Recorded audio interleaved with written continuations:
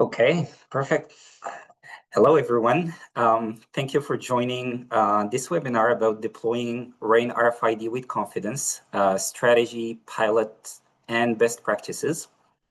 So today we're going to be three presenters. So for the sake of introduction, my name is Yassine. I'm part of the Deloitte team based in Montreal in Canada, and I belong to the supply chain team specialized in logistics and distribution. In addition to implementing RFID, I had the chance to work on different, implementation of logistics execution system like, TMS, warehouse management system, or order management system. I also belong to the Smart Factory team based in Montreal. For those who are not familiar, the Smart Factory team is part of an ecosystem of different facilities around the world.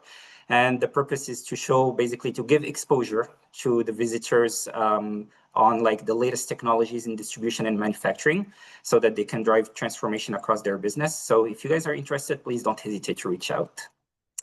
With that, I'll pass it over to Kristen. Thanks, Yassine. I'm Kristen Munroe, and I just want to thank the Deloitte team for inviting me to join on behalf of Avery Dennison this morning.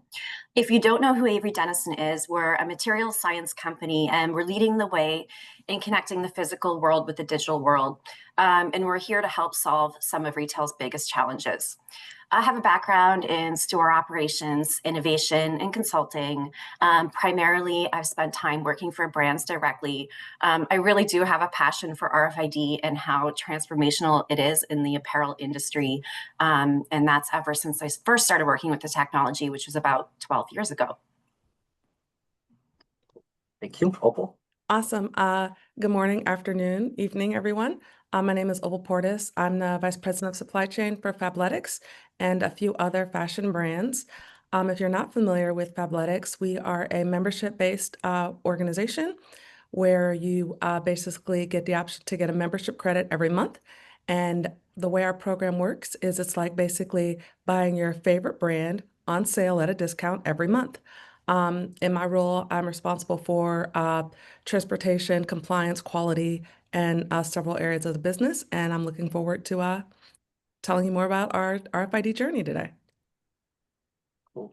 Thank you. So I just want to let everybody know that the recording of this webinar is going to be available right after, and you guys can find it on the RAIN website directly. So on the agenda today, what we're going to talk about first is, a few market trends that we're seeing today, as well as, the benefits of RAIN RFID. And then we're going to dive deeper into the implementation approach. And then we're going to, talk about lessons learned from, some past implementations that we've done. And at the end, we're going to have a 15-minute Q&A session. So, in terms of market trends, I think, RAIN RFID is a pretty mature technology now. I think most businesses have recognized the benefit that such a technology brings to the business. And I think one of the biggest driver of, implementing such a technology is really like the improvement of inventory accuracy, because RAIN RFID allows it to cycle count inventory across the business much easily and much more quickly. The businesses can increase the frequency at which they're doing those cycle counts. And as a result, they can get like better tracking and visibility into the inventory on hand, right? I'll just give you an example, like from one implementation that I had the chance to do. Like before RFID, one retailer was doing one cycle count a year, and it was taking up to 8 hours and then 40 resources. After the implementation of RFID, they were able to increase that frequency to once every 2 weeks. And, the duration was reduced down to 2 hours, and they were taking only 5 resources in contrast to 40 before. So that allowed them to get a better tracking and visibility into, the inventory. And I believe, Kristen, you wanted to talk about the other market trends. Sure. Yeah, I'm happy to talk about some of the trends that we're seeing outside there and totally agree with you, Yassine. Inventory accuracy and how poor it is without RFID really still is the primary driver for apparel and for other industries too.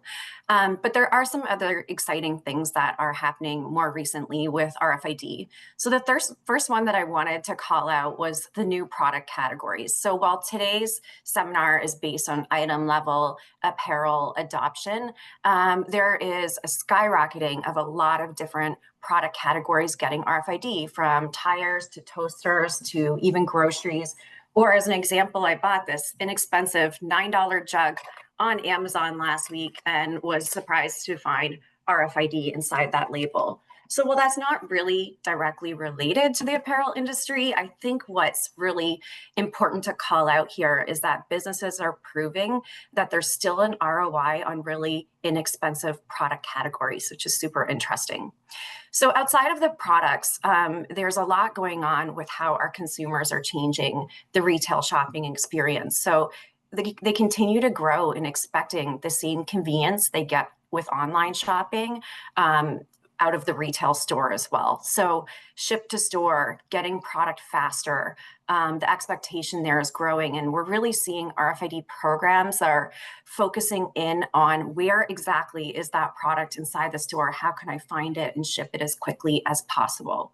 And I think that actually is also really influencing the next big trend that we're seeing, which is, in today's world, a handheld hardware where I walk around the store and I wand and I count is the most adopted program. We are seeing some really big shifts in moving to always on hands-free RFID ceiling reader solution. So readers on the ceiling capturing the inventory at all times. Just a couple of short months ago, Old Navy publicly announced their move to a ceiling reader program, and they joined brands like Fabletics, as well as American Eagle and others in moving to these types of solution. So this is giving the retail associates an actual map on a device where they can pinpoint exactly where that product is in the store, which is really, really powerful. But consumer expectations for an online experience in a retail store is driving some other things too. We know that millions of dollars are lost because of long lineups in retail stores.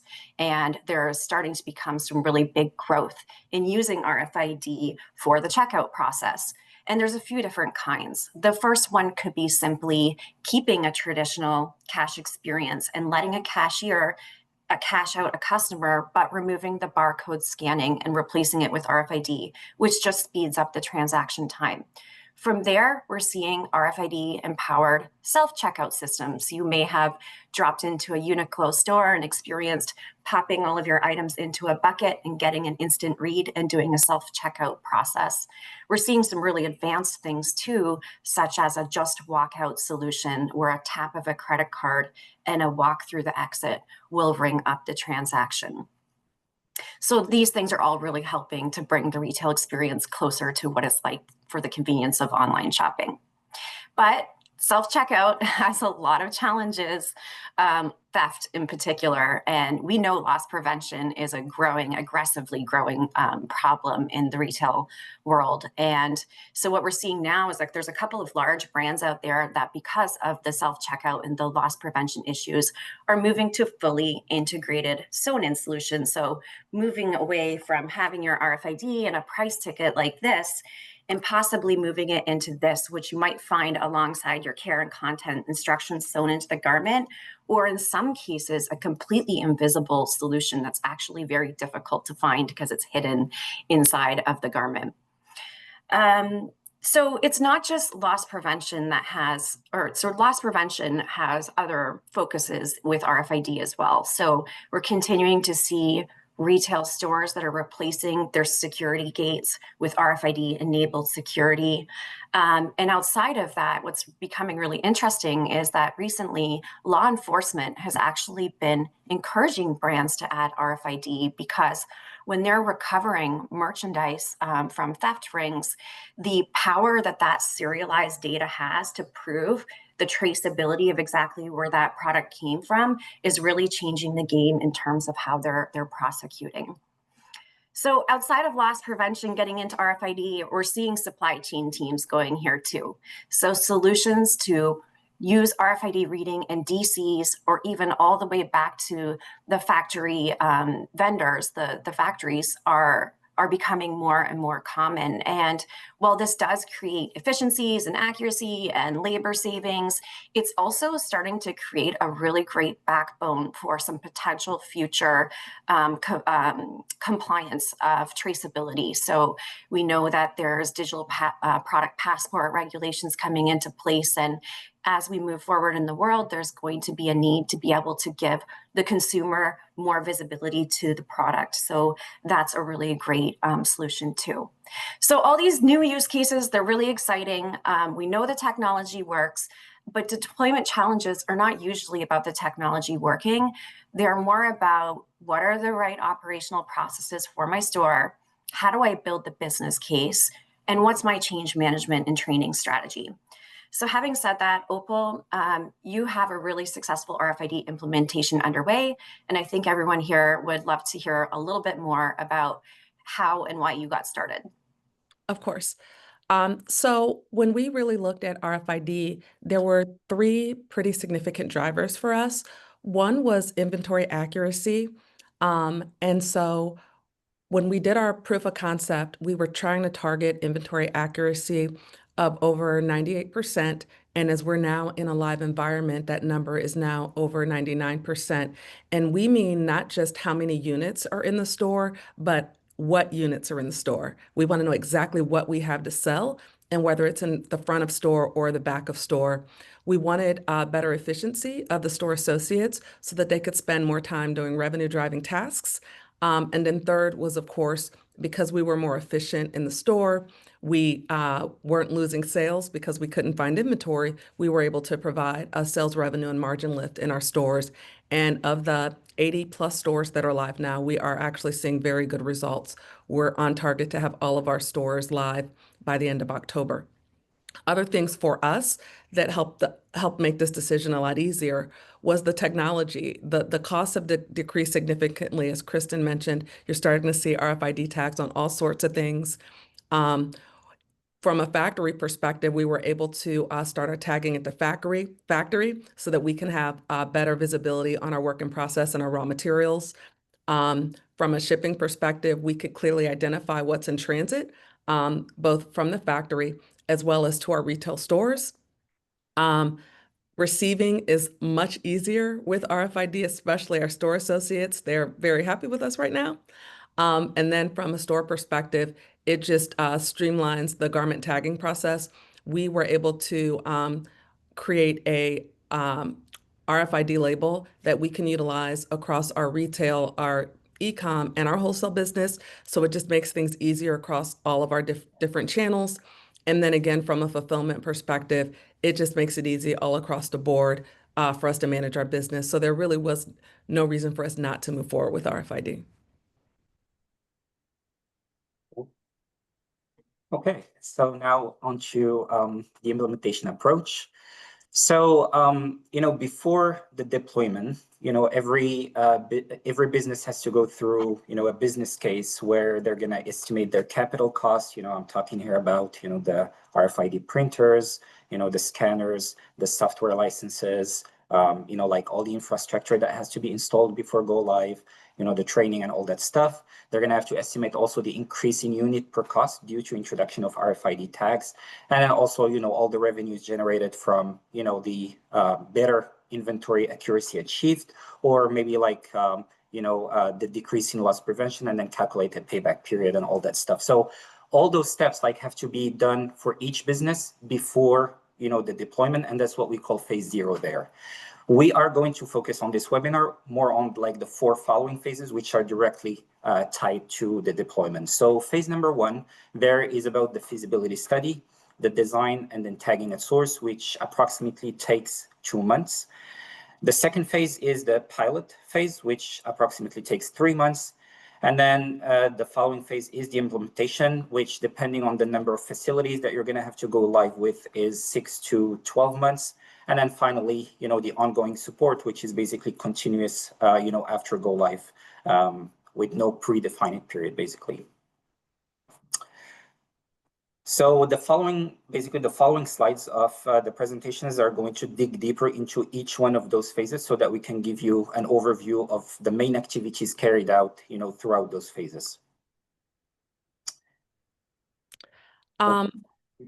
So before we deep dive into the various phases of the go live approach, we did follow a very traditional approach with our project and our timeline. But one of the things that you'll want to consider is how it affects your core business processes and things that are true to your organization. So if you look at the key milestones, you'll see that we completed our label design at the end of 2023. And then we had 2 proof of concepts. One was a very traditional handheld technology, and then we did eventually move to the overhead technology, and we also began tagging at source. But the 4 key drivers of our project, one is before this project, we have what we consider an LPN number, which is a unique serialized number on every single product, and we place that at the factory. We needed to integrate that with our partners, Avery Dennison and G-Store, to make sure that that foundational data element was synced throughout the process and the data flow. So that impacted our overall timeline for the program.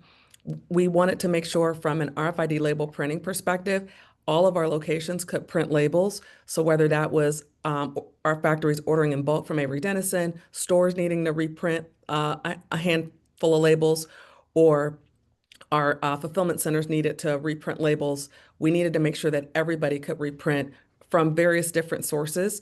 So that was important to us. And then we consider ourselves to be a technology company. A lot of our software we've developed in-house, and we have fitting room technology. So we wanted to partner with organizations that were willing to integrate with our existing technology and make sure that that worked holistically for our solutions. And then I mentioned the overhead readers. We want to know where our customers are shopping in the stores. Like, our stores aren't huge footprints, right? We do a good portion of our business online through e-commerce. So we want to know what area of the store that our consumers gravitate to, so that we can really understand where the products are being touched, and then we can use that data to figure out better how we want to merchandise in the future. So knowing these were big considerations, it really took some time for us to figure out our integration approach, to work through 2 POCs, and then roll into a very traditional process of then how do we implement. So I think I call those out to say, really make sure you understand your processes and what's important for you as an organization to really determine how to make this successful. Thank you. Okay, so regarding phase 1, which is the feasibility study, design, and tagging at source, this phase is going to tackle 5 areas of the project, right? You're gonna talk about the hardware, software, the target processes which are going to be executed, the labeling consideration, along with their design, and also the deployment strategy.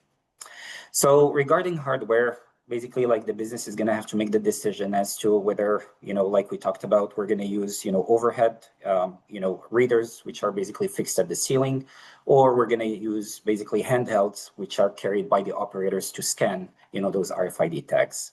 We're going to have also to consider the frequency range and compatibility with tags. Here, basically, if you're, putting, a very large tag on a piece of apparel, it might be much easier for certain hardware to capture compared to maybe like a very small tag that you're going to put on a piece of jewelry. That's going to be much harder to scan for certain hardware, but not others. So those are, considerations that we have to make. Software and integration compatibility. There are 2 types of vendors. Certain vendors basically force you to use this, a software that goes with the hardware that you're buying, while other vendors, they just provide the hardware, and then you are going to have to choose the software that goes with it. And then vendor support and reliability. Basically, this is very important in case there's any bug or defect with the hardware. The vendor is going to have to support you to resolve those issues. Now, for software, like we mentioned, it has to be compatible with the hardware that you would have chosen, but also it must be, easily, it should be easily like integratable with, the other, surrounding systems, which are going to talk to that software. When you're using RFID software, there's, it has to talk to your ERP to download, a snapshot of the inventory so that, the software compares, the ERP inventory versus the inventory that you're going to capture with your handheld device. And, if you're doing automated checkout, like we talked about, also, like the software is going to have to be integrated with your POS system. So we have to think through, all those integration considerations when, choosing the software. User interface and experience. This is very important as, the store associates are at the end of the day going to use that software. So it has to be user friendly and easy, to use by, anybody working with that software. Data management and analytics, all, the, dashboards or reports that you're going to use to interpret the data that you would have captured with your software and hardware. Scalability is very important. I know, like from my own experience, like with one of the retailers that I had the chance to work with, all the stores decided to use, to do their cycle count at the same time, and that was causing a little bit of slowness into, the system. So, it's very important to consider, cases where there's going to be a lot of transactions maybe coming from different facilities on the same software, and make sure that it can handle so many transactions. Flexibility and customization, this is also super important, right? Like if, the base software, allows to, I don't know, like execute a process through different screens, maybe you as a business is going to make the decision to consolidate all those screens using one button. And this is where maybe the flexibility and the customization of the software is going to come into play. The easiest it'll be, the easiest is going to be also to the user to use, that software. And also, again, like vendor support and reliability, if there's any bugs or issues, during go live with the software, the vendor is going to have to support you. Kristen, I think you wanted to talk about the target processes and labeling considerations. Sure, I can speak to those for sure. Thanks, Yassine. So I want to call out here that, first of all, if you're just getting started with RFID, in most cases, the retail use cases are where the largest ROI is in the starting place. I know we talked about a lot of different supply chain and other benefits at the beginning of the call, but when you're just getting started, these are typically where you want to spend your time. So the first process consideration is the simplest, and that is, how am I going to count this inventory using RFID? So if you have a handheld program, this means determining your cycle count frequency and timing. And with an overhead system that's always reading, it would be more of a consideration of at what point in time am I going to capture a snapshot of that data that I can use to integrate into my other systems. From here, you're going to want to have a look at inbound shipments. So throughout the week, the new inventory arriving into your retail stores, how do you add that to the RFID inventory so that it's constantly and continually updating? From here, there's some super simple use cases that you can get into place right away. One of these might be, what sizes are in my stock room that are missing on the sales floor? The RFID software will help you determine that. Similarly, there's a functionality called display compliance, and this will catch when full lines of clothing or missing display shoe is in the back room and it's totally frozen to be sold. And this is really, really common operational challenge in retail. So that's another great use case you might want to consider. From here, omni picking, allowing RFID to sell down to the last unit. So anyone who's here from a retailer today probably knows that you're putting a buffer or a safety stock. So if a store is showing 3 or less, there's a good chance the order will just be canceled. So you put a buffer on it, but RFID will allow you to take those away and sell right down to the last unit, which is super powerful. And then there's also a couple other considerations. Is there anything that you want to do with loss prevention or point of sale? And then to Opal's point for Fabletics, dynamic merchandising was really important. So knowing what the location is of the product in the store and how it interacts with the way that customers are shopping. From there, labeling, so tagging. So the first thing is you want to pick a provider that's known for quality and that also has global locations that match the locations of your factories. That's really important. We really recommend encouraging that those that are responsible for your tag design, whether that's a sourcing team, trim team, a marketing team, vendor compliance, you want to make sure that these individuals are included in the project from day one so that they understand your strategy and what you're trying to accomplish. Because often what happens is that there's change management that team has to go through. When we think about integrating RFID into a price ticket or sewing it inside the garment, you have to match the right RFID inlay technology to your hardware system and your use cases. And often with RFID, bigger can be better. So there may need to be some changes with the size and design of your tag. It's also a great time to look at consolidating. Often over years and years of time, retailers get into multiple sizes of stickers and tickets and all kinds of different designs. So it's a great chance to see if you can consolidate and simplify in any way. You're going to want to consider, do I want something customized and branded just for me, or do I want something that is more generic? That will impact both potentially your lead time and your cost. And from there, we also consider in this day and age, if you are going to go through a tag redesign, strongly consider adding a QR code. Even if you just keep that as a simple link to your web page and you're not fully leveraging that QR code for consumer experience in the first phase, you can change it at a later time and start to do different things with that. And then I think what's really great about what Opal shared for the Fabletics timeline, you probably noticed that tag design was the first thing in the timeline, and that's changed over the years. So 10 years ago, we were watching retailers run really comprehensive large pilots, watching for sales impact, really evaluating if the technology works. And then they would say, yes, it works. And then they would start tag design. And what that means is you spend 3 or 6 months piloting, you now have to wait 6, 8, 10 months before your program can start. We know the technology is proven now. That's not really as necessary. So most brands that are looking to move in an agile and quick way are actually starting the tag design at the very start of the project so they can start tagging at source as quickly as possible, because it really is the longest pole in the project. Cool. And then for deployment strategy, basically we have to think through how we're going to label our existing inventory. So basically, like, the business has two options, right? Either, tagging all the inventory before going live, or maybe the second option is going to be, tagging only one category of items, going live with them, and then step by step introducing new categories of items into the RFID space. So those are two options that we have to think through when talking about the deployment strategy. We're going to have to also talk about which of the processes that Kristen mentioned will go live first. Basically, we're going to have to think through, which one is going to provide us with the highest or the best time to value.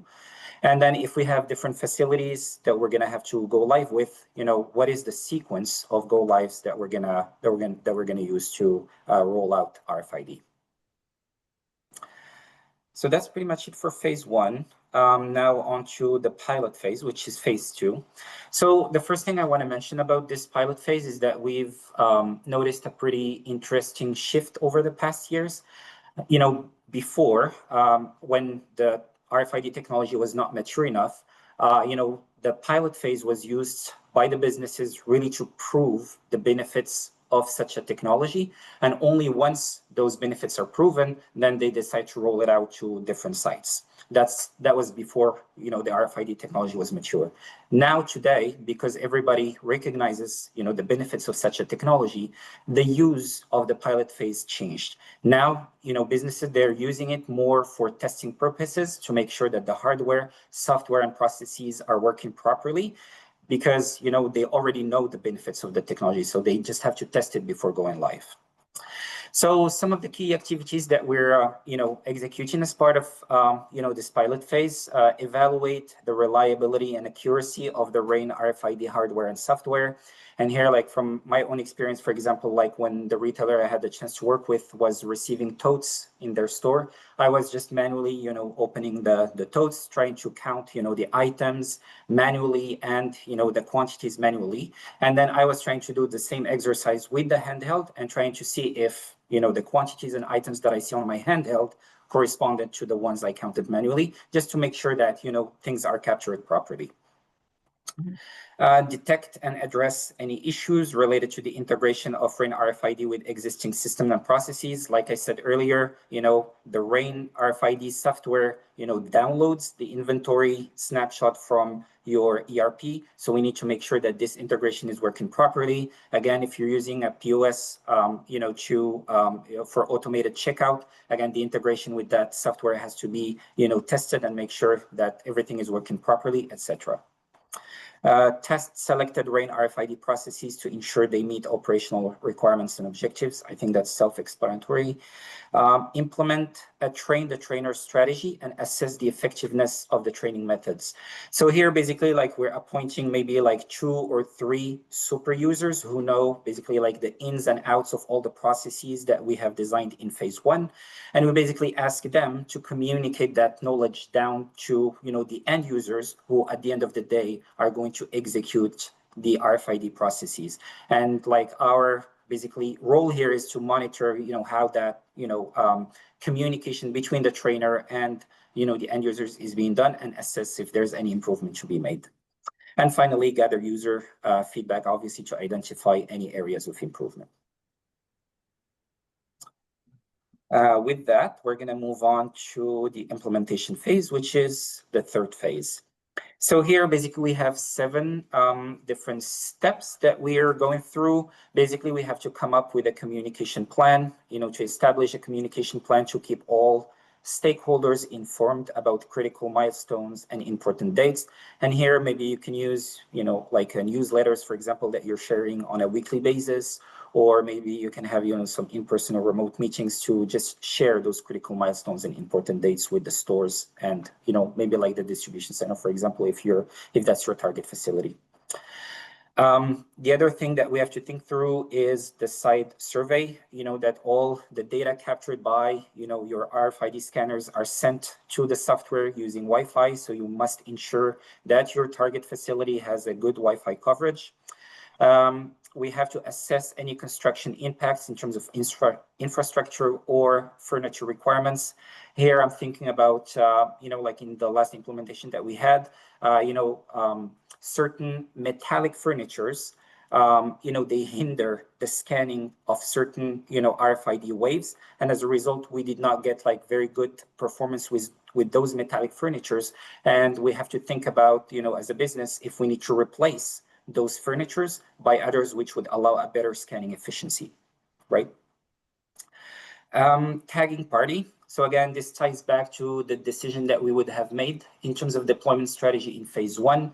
If you as a business has decided to tag all your inventory before going live, then this is basically the time that you're doing it in the implementation phase. Smoke tests. So smoke test is about, an exercise of about 1 or 2 hours just to make sure that the logins are working properly, that the scanners and hardware are all, working properly. And, it never hurts to do smoke tests, right? Like, from my own perspective, I think we had, I believe like 16 or 17 facilities to go live with. And even though we went through, a whole pilot phase before, when we got, I believe, to store number 10 or 11, we found out, for example, that there was like a development issues, in an integration that we have coded for one specific store that we could catch only during the smoke tests. So that's very important to go through, some smoke tests before going live, even if you would have gone through, a whole pilot phase before. End user training. So this is basically where, again, those super users are going to train the end users to use the RFID processes that you would have designed. You're going to go live with the facility, and finally, there's going to be like the hypercare where you're going to support the stores to address any issues, facilitate user adoption, ensure that RAIN RFID processes are executed correctly, and provide any support needed. And the last phase of implementation is the ongoing support. Again, this is basically continuous improvement, after go live. So the first point here it says support the RFID labeling transition, right? So this is very specific to the businesses who would have made the decision to tag only a portion or a category of items in RFID before go live, and then starting to introduce new categories of items after go live into RFID. And when making this decision, it comes with certain challenges that we have to think through.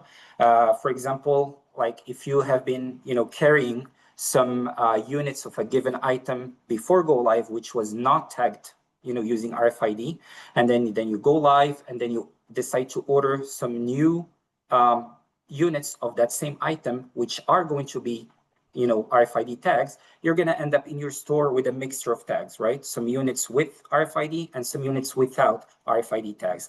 And the problem that comes with that is, when you're cycle counting your store, the handheld device is going to capture only, the units having RFID tags. So your inventory accuracy, which is going to show up on your RFID handheld, is going to be wrong, right? Because obviously there is some other units which do not have RFID tags. And this is where we have to think through like how we're going to deal with those items. And yeah, there's all those considerations that we have to make. Share best practices across stores. Again, like if you're, by monitoring the stores, if you're seeing anything that, some stores are doing well, it's good to share them across the board, including do's and don'ts and success stories. You can do that, for example, in the newsletter that we've talked about that you're sharing with all the stores. Monitor stores' performance and technological adoption. Here, basically, we're going to have to define some KPIs, for example, the inventory accuracy that you're going to have to monitor for each store after each cycle count, and make sure that it increases step by step, just to make sure that the end users are getting more familiar and the adoption is going well in terms of technology. And finally, new use cases and continuous improvement. If there's any new use cases or target processes that you want to introduce in your business, this is the time to do it. We have to think through how to introduce that new target process into basically the other processes already rolled out. And that's pretty much it regarding the deployment approach. Now we're gonna move on to some of the lessons learned we learned through past implementations. Awesome. So wanted to talk through a couple of lessons learned from our retail team and our project team as we were working through the project. I would say one of the first ones that I'll talk through, and Yassine mentioned it briefly, is around packaging. We are obviously a apparel brand, and we found that we had packaging on some of our yoga mats that interfered with the reading of the RFID tags because there was some metallic fillers in them. So definitely make sure you're testing your labels and your packaging. One of the quotes that I received from our RFID project manager was consistent and meticulous processing when tagging stores upon startup.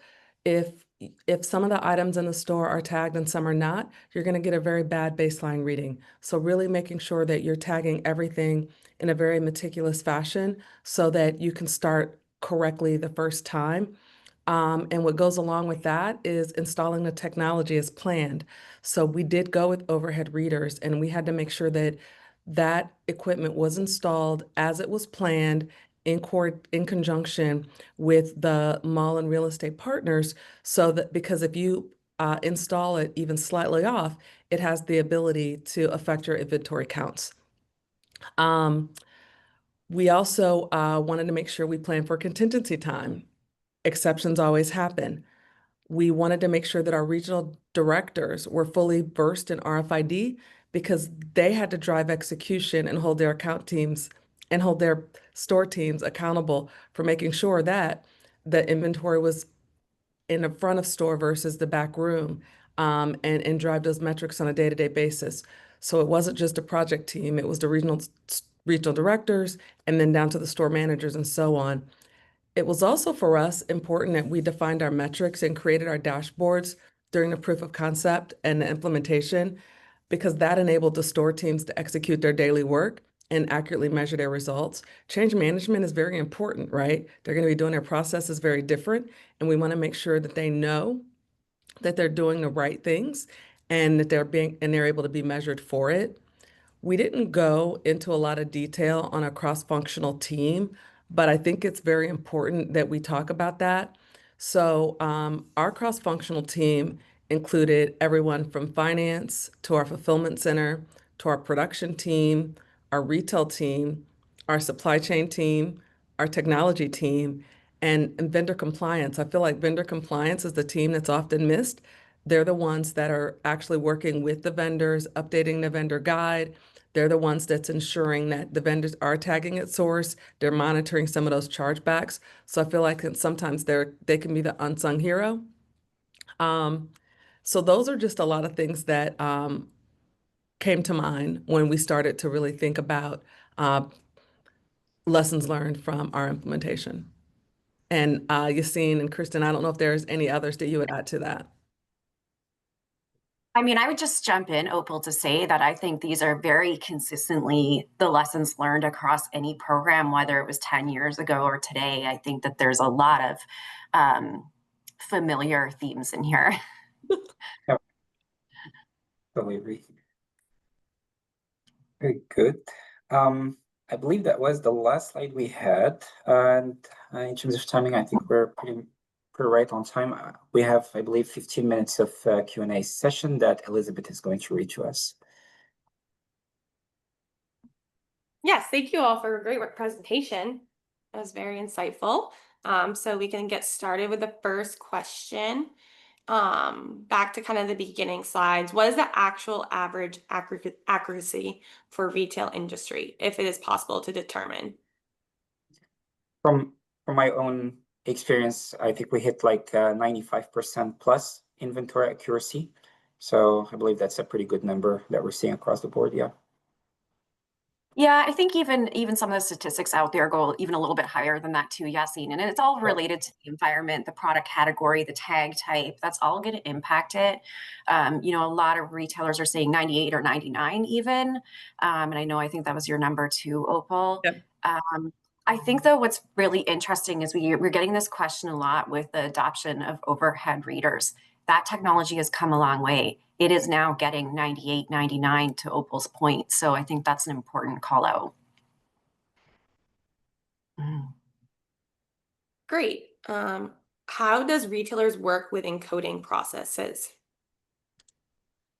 Oh, we're getting into the technical questions. I guess I'll take this one. I'm not sure exactly what you're asking, but let me see if at a high level I can give a quick description and hopefully that answers the question. So when your factories are going to order RFID tags, there's kind of two different ways they can do this. They can order blank tags to their factory and they can use an RFID based printer. And what happens is as the tag is being printed, it's being encoded at the same time, and then it's going through an inline verification, so like a quality check where we read the tag back, and if for some reason that tag's not working well enough, we would mark it out as a bad tag. Same thing happens if you wanted to order your price tickets or your sewn-in ticket from an Avery Dennison facility. We would print and encode it and ship it. And factories most factories are experienced in RFID now. There's not many of, especially in the mega factory world, they know what it is. They're already doing it for other brands. In some smaller factories, they get a little bit nervous. What do I need to do? How do I encode the tag? There isn't anything they need to do. Their process relatively stays the same. They receive a price ticket just like they did before. It's already pre-encoded. Avery Dennison, in most cases, we're managing the serialization and the data and all of the things that go on it, and they just have to attach it to the garment as usual. The only training they really need is making sure they're handling it in a way where it doesn't get damaged. So that's one part of the encoding process.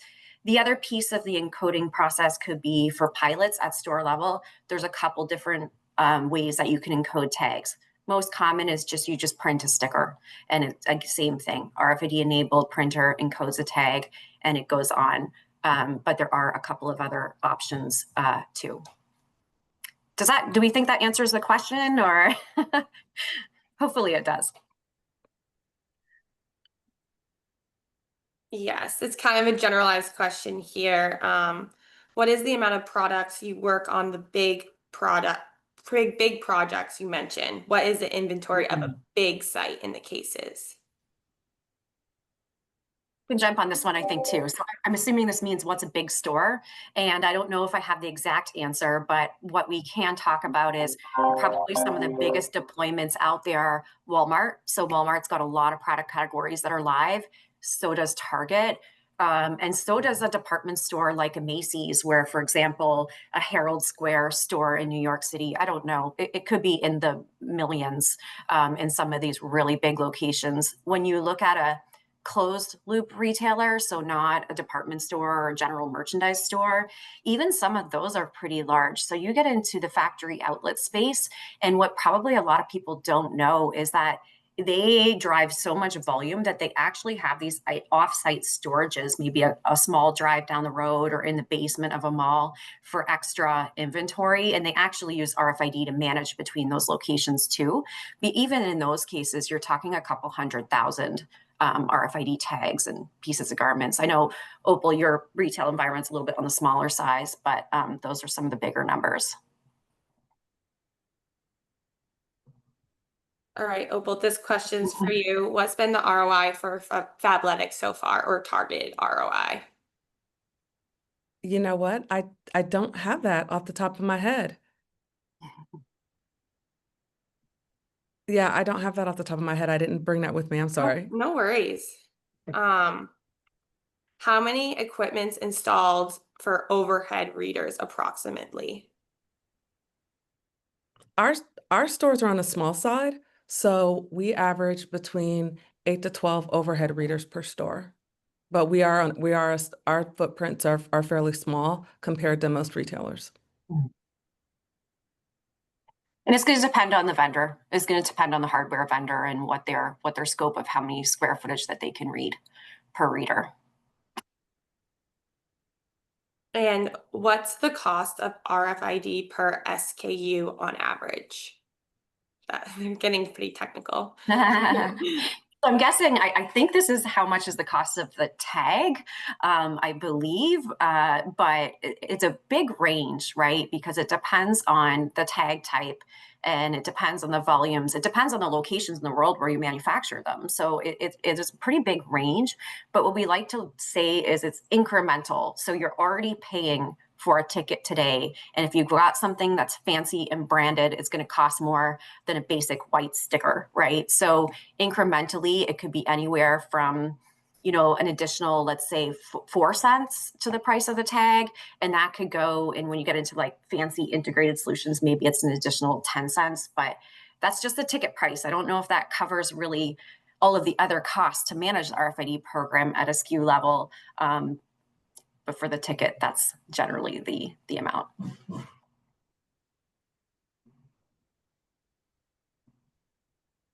You might be on mute, Elizabeth.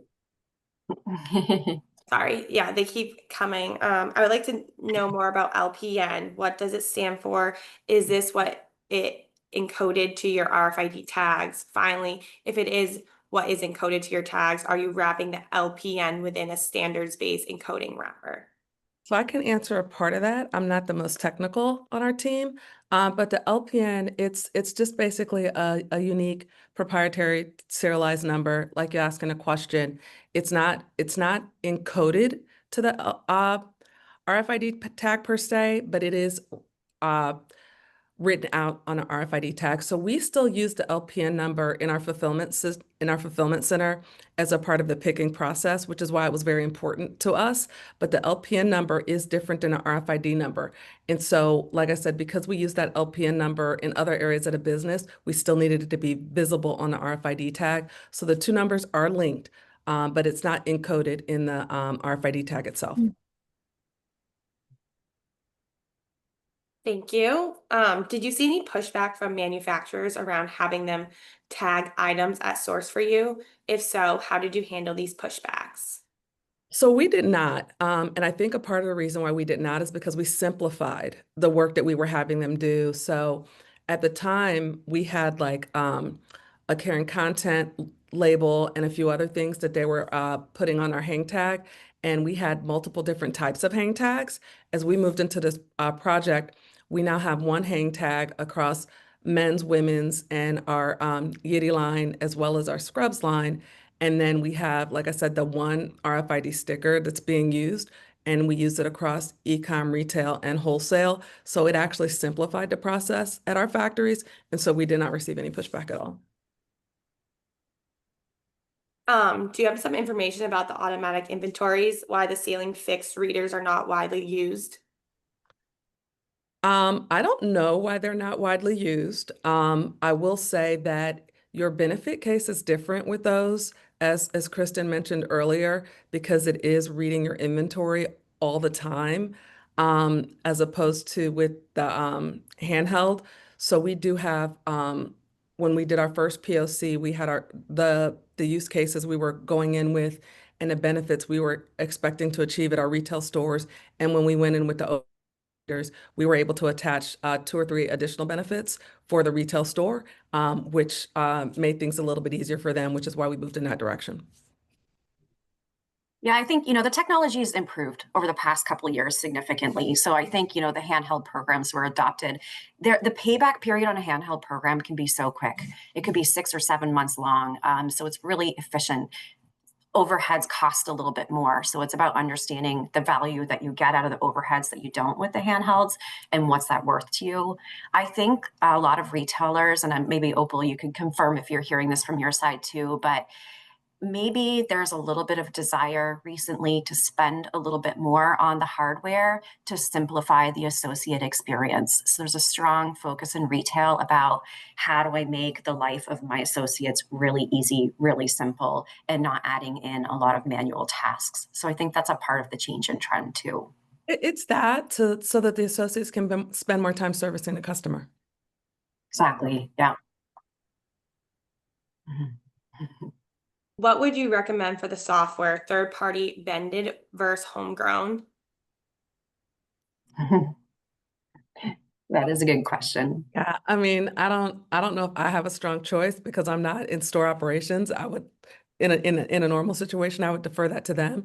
But we do have a unique blend of both.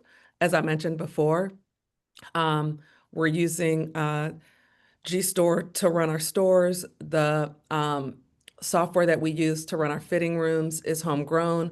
Our POS is homegrown. So it really depends on what works for your business. You have to define that and figure that out as you're going through the process. Yeah, and I think Avery's experience has been that there's really only very, very few top tier 1 retailers that actually have the resources to build their own marketing software. So it's less common for sure. Opal, you mentioned you had fitting room capability. What functionality does this provide for the customer or the store associate? So right now, our fitting room capability is such that the customer they have to scan every item in as they go into the fitting room, and then they can use the tablet that's in the fitting room to request additional items or additional sizes from the associates in the store. What we're looking to do is to have them just walk in and have the RFID read what's going in and out of the rooms. And as we have that data, we'll have better data to then read what items are being paired together, what's selling more frequently, and it'll just make it an easier customer experience for them because they're not trying to scan items in and out of a fitting room. So that's phase 2. So when we look at phase 1, and again, Kristen mentioned this before, how do you get your initial payback? Our initial payback was on the visibility, inventory accuracy, cycle counting, some of the more base use cases. Now we're moving into some of the others, such as do we want to move to self-checkout, the merchandising that I talked about, and then we're going to move into adding more technology to support the fitting rooms. In your experience, what possibility that tags are damaged in the normal process of a public sales store, and that is why they can never read again?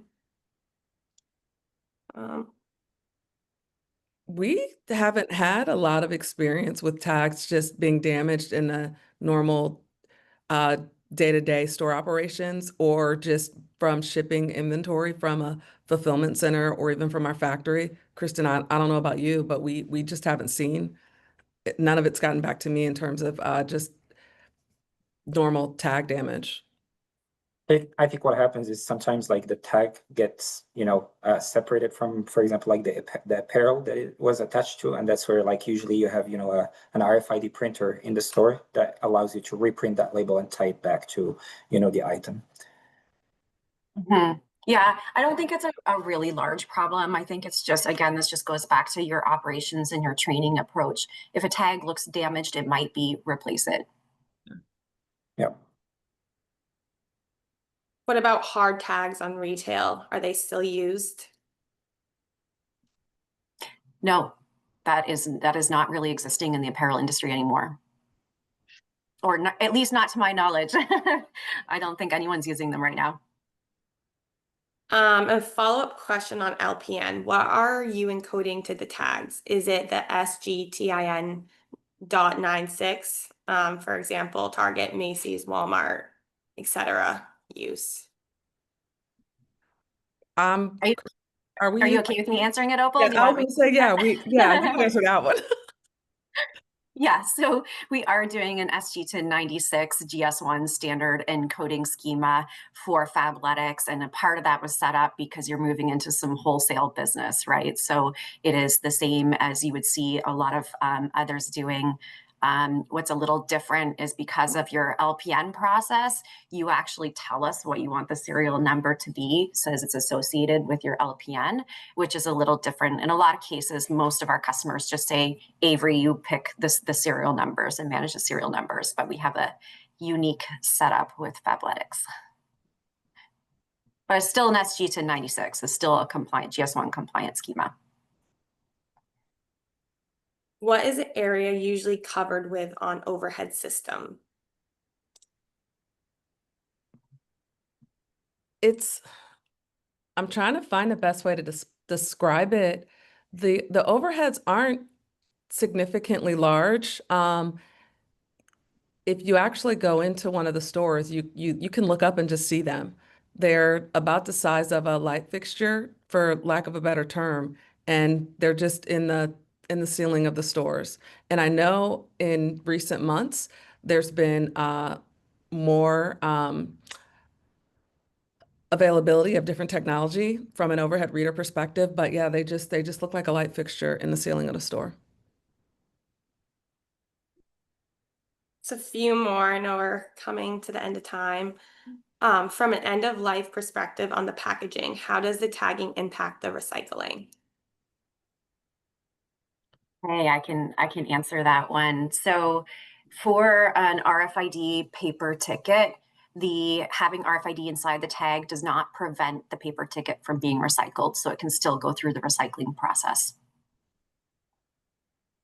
And for us, we've just factored in what we account for in our RFID tags with our EPR regulatory things that we're doing right now on our sustainability team. So it's just like anything else. With rapid advancements in this technology, what is your strategy for updating technology or processes to keep up with the latest?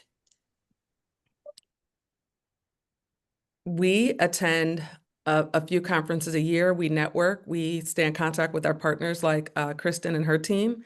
But like we do with any other technology or processes that are important, we attend webinars. We do everything we can, but more importantly, we talk to the business to find out what they need to stay successful, to keep advancing their sales. And so it's a combination of understanding the technology that's coming and making sure the business has what they need to be successful. And my team and some of the other teams at corporate, we sit in the middle.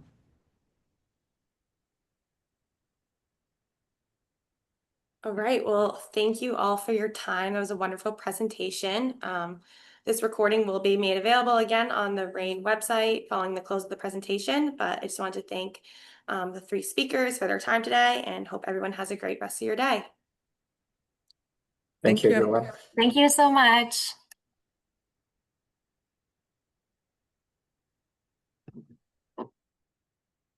I think it went well.